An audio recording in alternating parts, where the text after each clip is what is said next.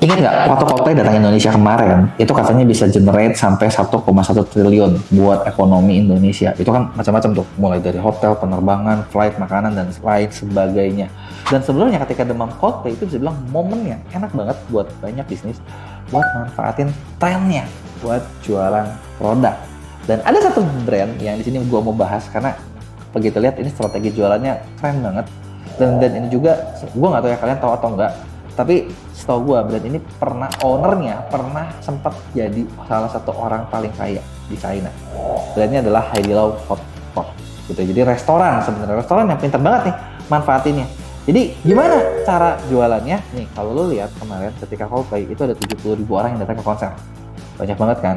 Nah dengan banyaknya itu udah pasti timbul masalah yang umum. Kayak satu, parkiran jauh karena nggak dapat parkiran sebanyak itu. Hitung aja 70.000. Kalau misalnya satu mobil isi 5 aja, berarti ada berapa tuh? 70.000 bagi 5. Ini ada 14.000 mobil guys. Waduh, kayaknya parkiran susah juga ya. Kalau misalnya naik ojol pasti kena tarik high fare dan nunggunya lama. Kenapa? Macet. Terus udah beresnya perut pasti lapar. Karena orang-orang kan pas lagi di konser goyang terus kan, bener nggak? Apalagi konser Coldplay itu ada dance floor yang ngegerakin energi kinetik, ada yang sepedahan buat ngasilin listrik gitu.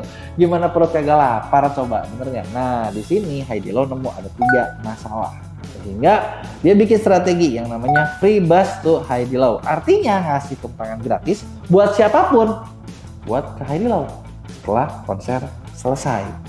Nah, mereka bisa diturunin nih di beberapa titik resto yang dia punya. Dan nggak cuma itu, sepanjang perjalanan, siapapun yang ada di bus ini diputerin lagu Coldplay. Dan kasih kuis dengan berubah Coldplay. Jadi kan kayak, apa ya, tambahin momennya, udah 3 jam tambah lagi. Nah, gratis kan tumpangannya ya. Begitu nyampe, ya bayar. Bener nggak? Nah, itulah kurang lebih strategi yang dilakuin sama resto Haidilao ini dalam manfaatin tren Coldplay ke Indonesia. Dan katanya buat orang yang berhasil menjawab kuis dadakan Coldplay dikasih diskon 20%. Midnight set sama diskon 30% buat yang punya kartu pelajar. Nah, kejawab dong semua ketiga masalah tadi. Masalahnya, parkiran jauh, capek. Kedua, kalau naik ojek mahal. Ketiga, kalau jalan ya lebih gila lagi kan, capek banget, bener nggak? Dan orang tahu, orang-orang yang nonton Coldplay kan nggak mungkin ekonominya kaum sulit, bener nggak? Ya menengah ke atas lah, dan pola hidupnya pasti cukup konsumtif. Dilihat dari harga tiket Coldplay ya kemarin kan paling murah juga 800.000 loh, dan itu kan nggak murah kan. Nah, dan yang paling mahal 11 juta. Jadi buat makan di satu restoran yang seorang paling ya 200.000, 300.000, mudah dong, bener nggak? Nah terus gini, coba kita hitung-hitungan nih, berapa modalnya, berapa untungnya, bener nggak? Sekarang kalau satu bus isi 40 deh, sewa bus berapa sih? Misalnya katakanlah sehari 1 juta, gue nggak tahu ya.